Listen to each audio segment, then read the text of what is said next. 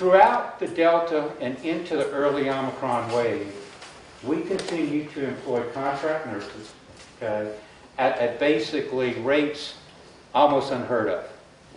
Okay? We would pay an employed nurse about $30 an hour to work.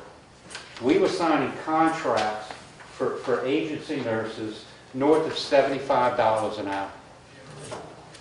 North of $75 an hour. We did this throughout the Delta wave. That's when we began to burn through our cash reserves. Okay? Here's what happens. We're providing services to residents of these counties. We're using our cash reserves. There is further provider relief being debated at the time. It's not until late 2021 where we realize, and all hospitals realize, there's no more provider relief coming. We had already begun to burn down our cash reserves at this point. Can't get the money back. We were providing services to residents. Okay? So that takes us to the end of 2021, actually into early 2022, because what happens in early 2022? Who's in session? I'm sorry, early 2022, yeah. The state legislature's in session. They got ARPA money, right? So what happened to Greenwood-Leflore Hospital that affects our ARPA allocation, in our view, is this. At the outset of the COVID wave, y'all remember the PPP loans? Okay? You could borrow up to $10 million, and if you use it for payroll, what happened to it? It got forgiven. Guess why we got denied? Because Greenwood-Leflore Hospital is a public hospital district in the state of Mississippi. It's not a private entity. Okay? We didn't get the money.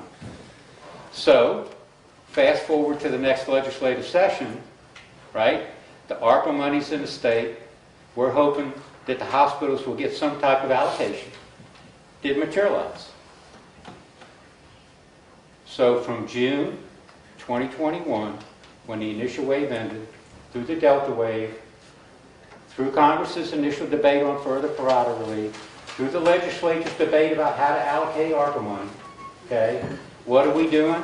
We're caring for the community with $75 or more per hour nursing labor. Okay? We now have exhausted our cash reserves. The money we have left in the bank, thankfully, is from the federal government, from CMS, and it's in the form of a COVID loan, which we're now repaying. That is the cash that we have left in the bank. That is our current situation. So, everybody, I'll remind everybody, 75% of the time, we're caring for a governmental patient. Okay? We need external cash reserves to replace the cash reserves that we've already used to care for the residents of this area. That's what we need.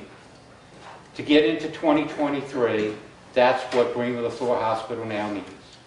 We need parts or all of our cash reserves back.